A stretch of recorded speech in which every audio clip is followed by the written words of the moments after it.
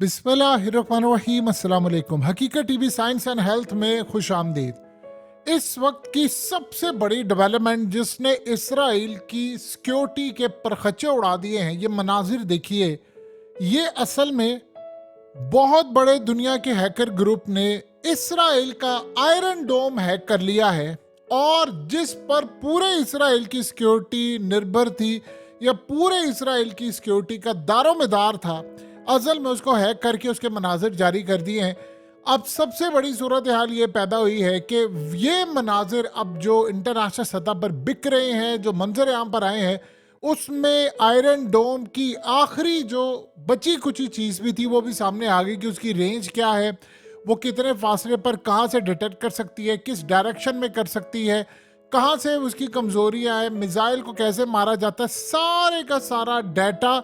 यानी आप ये समझ लें कि इसराइल की जो लाइफ लाइन थी, यानी उसके जो लोग थे जो दारोमदार करके बैठे हुए थे कि यार ठीक है ये हमें बचाएगा, अब वो सारे का सारा भांडा फूट चुका है। सारी इंफॉर्मेशन मंजर आम पर आ गई है, और ये सारी इंफॉर्मेशन इस वक्त चाइना तक पहुंच गई है, ये इसराइल से बाहर निकली है, ईरान तक गई है, रूस तक गई है, और सबसे बढ़कर हिजबुल्लाह और हमास तक।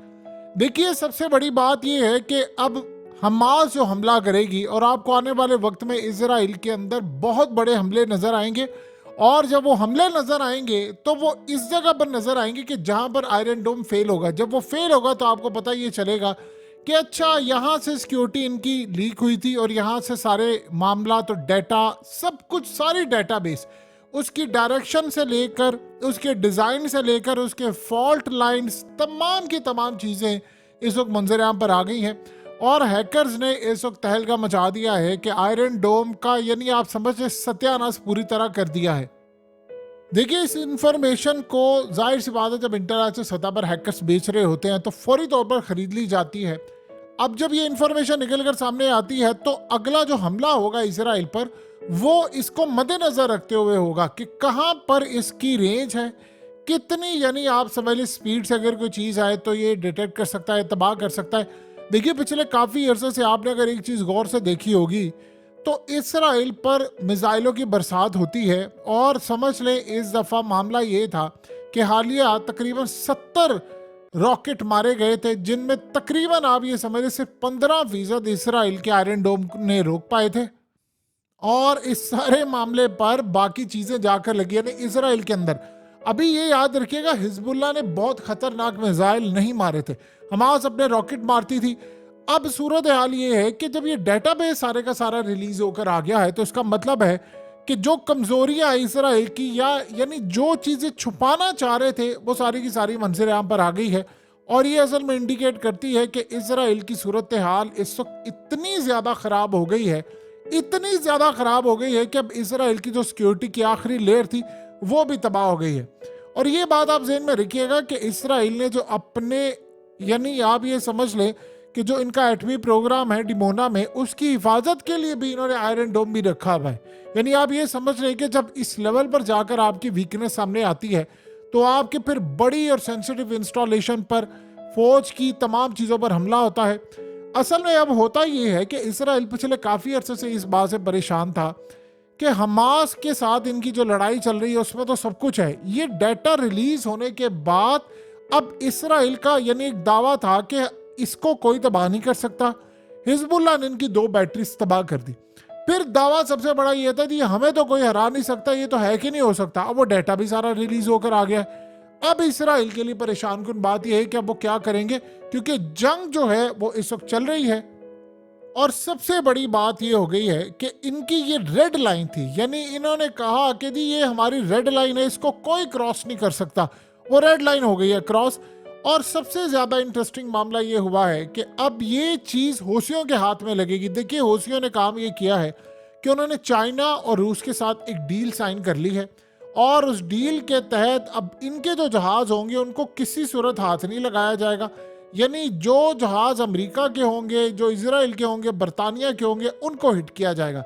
इससे ज़्यादा इजराइल की तबाही और क्या हो सकती है कि अब ये सारी की सारी इंफॉर्मेशन असल में मिलेगी ईरान को। ईरान आगे ये इंफॉर्मेशन लेकर प्रोसेस करेगा, वो हौसियों को देगा, वो उस डायरेक्शन में मिसाइल मारेंगे जहां पर जाकर, चाहे वो इलात हो यानी या किसी और जगह पर हो, जाकर हर जगह पर जाकर हिट करेगा। देखिए ऑलरेडी इसराइल को यानी आप ये समझ लें कि इस वक्त 165 दिन से ऊपर हो चुके हैं, वो ये जंग नहीं जीत पाया। अब ये वीकनेस सामने आने के बाद अब फेज 2 की जो लहर होगी हमलों की, वो इन पर मजीद होने वाली है। हौसियों ने अब असल में प्लान किया था पिछले काफ़ी अरसे से कि हमने हाइपरसोनिक मारना है। अब जब उनको पता ये चल जाएगा कि इनका जो सारी सिक्योरिटी की लेयर है ये भी असल में तबाह हो गई है, तो वो इजीली जाकर हमला कर सकते हैं इसराइल के ऊपर। अब अगर हौसी हमला करेंगे और वो आवाज़ की रफ्तार से 8 गुना ज़्यादा, 10 गुना ज़्यादा, न जाने कितना, अभी तक उन्होंने स्पेक्स अपनी जारी नहीं की, जब वो इतनी बड़ी तादाद के अंदर जाकर यानी हमला करने की कोशिश करेंगे, तो बताए कि इसराइल का आयरन डोम या ये तमाम चीज़ें बीट हो जाएंगी, तो सबसे ज़्यादा मसला ये होगा कि उनका जो डिमोना है वो निशाने पर आ जाएगा। देखिए हौसियों ने और ईरान ने ऑलरेडी ये बात कही है सारी दुनिया को कि भाई आपने इस सारे मामले पर इजराइल का साथ ना दे। देखिए चाइना इस चीज़ में कूदा हुआ है। हमास के लीडर से जब उनकी मुलाकात हुई है तो उन्होंने तो अपनी यानी पूरी तरह पोजीशन क्लियर कर दी है, हम क्या करें। उधर हमास बार बार पाकिस्तान से मदद की दरख्वास्त कर रहा है कि आप मदद करें, आप मदद करें।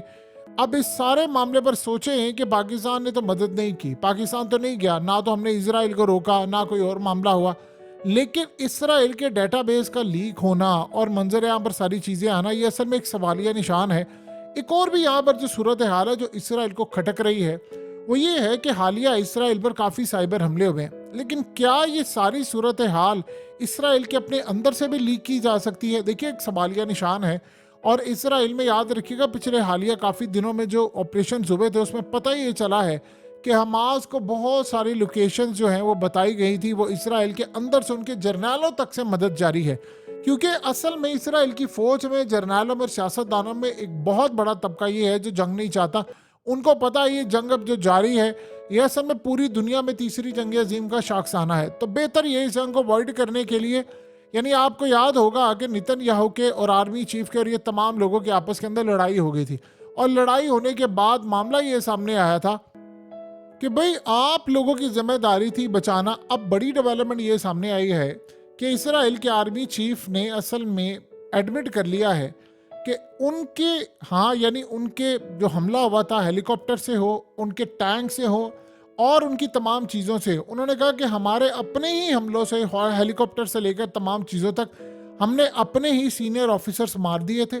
असल में तो उन्होंने ये बात कही है कि भाई गलती से मारे गए, लेकिन उन्होंने एडमिट कर लिया जी हमारी अपनी गलती से हुआ था। और बाद में चीज़ें सामने आई हैं कि वो प्रेशर डालना चाह रहे थे हमास के हवाले से पूरी दुनिया पर के देखो इन्होंने हमारे सीनियर ऑफिसर्स मार दिए हैं, लिहाजा अब हमें बड़ी जंग करनी है। एग्जैक्टली जो दूसरा ग्रुप है वो क्या कर रहा है, वो काम ये कर रहा है कि जब जंग बढ़ गई थी तो बहुत सारी इंफॉर्मेशन, यानी मिसाल के तौर पर अब एक जगह पर इसराइल के फौजी तकरीबन आप ये समझ लीजिए वहाँ पर वो रह रहे थे कि 2, 2.5, 3 महीने से, जब से ये जंग जारी है।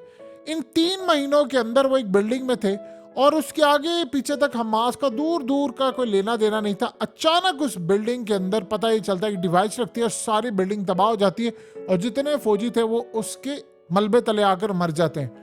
अब बाद में पता ये चला कि कहा यह गया कि हमास नीचे से सुरंगें खोती हुई आई है और फलाना हुआ है, लेकिन कुछ कहानी ये सामने आई कि इसराइल की फौज के अंदर से ही अपने लोगों को उनको मारा गया है ताकि प्रेशर ये पड़े इसराइल के ऊपर कि आप इस जंग को रोके, हम ये जंग नहीं जीतने वाले। ये असल में एग्जैक्टली सिमिलर सिचुएशन हुई थी अफगानिस्तान के अंदर। अफगानिस्तान के आखिरी सालों के अंदर अमेरिका पर इतने ज़्यादा हमले होना शुरू हो गए थे, इतने ज़्यादा हमले कि आज से पहले कभी इतने हमले नहीं हुए थे। और असल में वो जो हमले थे वो इंडिकेट कर रहे थे कि इजराइल को अब यानी सबक सीखना चाहिए। जो अफगानिस्तान के अंदर ये मामला हुआ कि भाई वो अमेरिका को कह रहे थे आप यहाँ से निकलो, हम यहाँ से जंग नहीं जीत सकते, एग्जैक्टली इजराइल के साथ ये हो रहा है। अब आप सोचें कि आयरन डोम का ये डाटाबेस इस तरह लीक हो जाना और सामने आना, उसकी रेंज का, उसकी खूबियों का, उसकी कमी कोताहियों का, सारी की सारी इंफॉर्मेशन अगर निकल कर बाहर आ रही है तो बताएं इसराइल की सिक्योरिटी लेयर कहाँ पर रहेगी। दुनिया में कहा जाता था सबसे बड़े हैकर जो है या वो रशियंस है या वो इजरायली है। अब पता ये चला कि इसराइल ने दुनिया के अंदर ढोंग रचाया हुआ था जी, मैं बड़ी ताकतवर फोर्स हूँ जी, मेरा सिस्टम बड़ा ज़बरदस्त है, मेरा आयरन डोम बड़ा ज़बरदस्त है। अब यूरोप को इन्होंने कहा भी आप हमारा आयरन डोम लो, उन्होंने असल में इनको लेने से इनकार कर दिया। उन्होंने कहा कि आप अपना मुल्क तो बचा नहीं पाए इनसे, रॉकेट से, तो आप ये लड़ाई कैसे करेंगे। अभी तो आप ये सोचिए कि इन्होंने प्लान ये किया था कि हम चंद दिनों के अंदर यानी हिजबुल्लाह पर हमला करने वाले हैं। 15 मार्च को हमने हमला कर देना, लिबनान के ऊपर जंग छेड़ देनी है। नहीं छेड़ पाए क्योंकि वहां पर अभी उनके पास 2-2.5 लाख के करीब मिसाइल हैं और वो इन्होंने मारने हैं, और वो बड़ी खतरनाक रेंज के हैं। दूसरी जानिब हाइपरसोनिक का मामला जो सामने आ गया हौसियों के पास, वो भी इनके लिए खतरनाक है। तो आप ये सोच लें कि अब इनकी जो आखिरी सिक्योरिटी लेयर थी आयरन डोम के भाई हमने अपने आप को बचाना है, उसका भी सारा डाटा रिलीज हो गया। तो उसके बाद हमले जो होंगे वो तो डायरेक्टली जाकर अब हिट करेंगे। सबसे बड़ा इशू बस ये है कि इजराइल का जहां पर बॉर्डर लगता है वो सिर्फ और सिर्फ एक लेबनान है। बाकी जो ममालिक जरा तगड़े हैं वो दूर रहते हैं। लेकिन अगर उन ममालिक ने भी खड़े होकर फैसला कर लिया कि ठीक है जी अब हमने हमला करना है, इसराइल पर जंग छेड़नी है, तो फिर आप क्या कर सकते हैं। होशियों ने इस वक्त तैयारी पूरी कर ली है। उन्होंने चाइना और रूस के साथ जो डील फाइनलाइज की है, बदले में उनको बहुत कुछ मिला है। और इसराइल को ये बात बड़ी खटक रही है कि चाइना भी इस जंग में कूदा हुआ है, रूस भी कूदा हुआ है। आप प्यूटिन को देखें कि प्यूटिन ने जब इक़्तिदार संभाला था उस वक्त रूस की हालत इतनी बुरी थी, चंद साल पहले वो टूटा था, टुकड़े टुकड़े हुआ था। हर कोई पाकिस्तान की तरह थोड़ी होता है कि बांग्लादेश टूट गया और उसके बाद भी हम वही चूरन बेचते रहे, ओ जी ऐसे वैसे फलाना, बेड़ा गर्क आज तक हमारा खेला। हमने तो खैर कभी तरक्की की नहीं, हमारा जब से पाकिस्तान बना है जवाल ही जवाल है। लेकिन सोवियत यूनियन तो एक बड़ी पावर थी, फिर प्यूटिन ने उसको उठाकर 23-24 साल में जो ग्रोथ दी है, और आज हालत ये हुई है 87% वोट लेकर प्यूटिन मुंतखब हुआ है।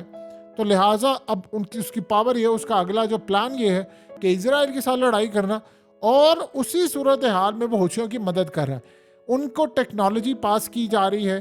अब ये छोटी सी चीज़ जो सामने आई है, आपको एक चीज़ का अंदाज़ा होगा, अमेरिका ने भी हालिया ये जो बात कही है कि हमारे वाटर सिस्टम पर, इलेक्ट्रिसिटी पर और बहुत सारी चीज़ों पर जब हमले होने जा रहे हैं, साइबर हमले होने वाले हैं, तो असल में उनमें उन्होंने खदशे का इजहार तो ईरान और चाइना पर किया है, लेकिन बैक एंड के ऊपर रूस भी तैयार है। क्योंकि अगली जो जंग है आपकी, अगर आपने मिसाइलों को रोकना है तो आपको साइबर हमले करना पड़ेंगे।